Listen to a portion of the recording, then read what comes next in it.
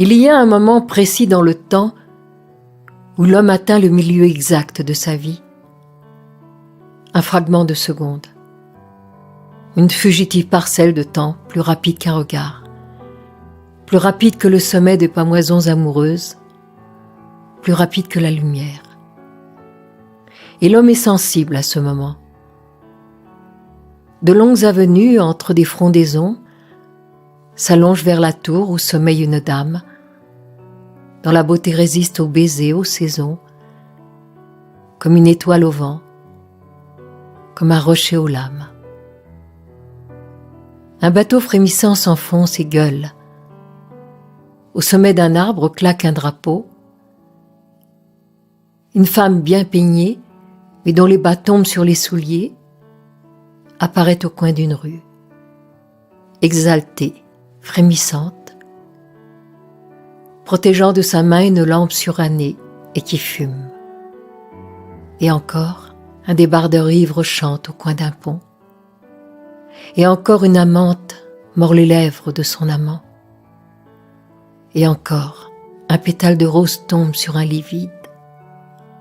Et encore, 3 pendules sonnent la même heure à quelques minutes d'intervalle. Et encore, un homme se retourne dans la rue, parce que l'on a crié son prénom. Mais ce n'est pas lui que cette femme appelle.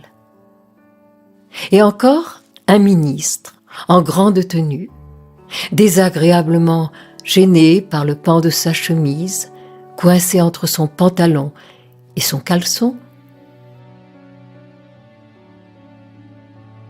inaugure un orphelinat. Et encore, d'un camion lancé à toute vitesse dans les rues vides de la nuit, tombe une tomate merveilleuse qui roule dans le ruisseau et qui sera balayée plus tard. Et encore, un incendie s'allume au 6e étage d'une maison qui flambe au cœur de la ville silencieuse et indifférente. Et encore, un homme entend une chanson oubliée depuis longtemps et l'oubliera de nouveau. Et encore, maintes choses que l'homme voit à l'instant précis du milieu de sa vie. Maintes autres choses se déroulent longuement dans le plus court des instants de la terre.